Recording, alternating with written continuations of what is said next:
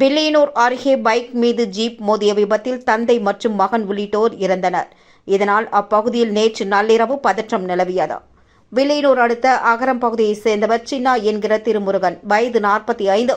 இவர் நேற்று இரவு 10:40 மணி அளவில் தனது மகன் அரவிந்தராஜுடன் கூடப்பாக்கத்தில் பால் வாங்கிக் கொண்டு வீட்டிற்கு பைக்கில் திரும்பினார். அப்பொழுது வில்லியனூரிலிருந்து 10 கண்ணு நோக்கி வந்த ஜீப் பைக் மீது மோதியது. அதில் திருமுருகன் சம்பவ இடத்திலேயே இறந்தார். படுகாயமடைந்த அரவிந்தராஜை அங்கிருந்தவர்கள் மீட்டு அருகில் உள்ள தனியார் மருத்துவமனையில் அனுமதித்தனர். அங்கு அவர் சிகிச்சை பலனின்றி உயிரிழந்தார். இதுகுறித்து வில்லியனூர் போக்குவரத்து போலீசார் வழக்கு பதிந்து விசாரித்து வருகின்றனர்.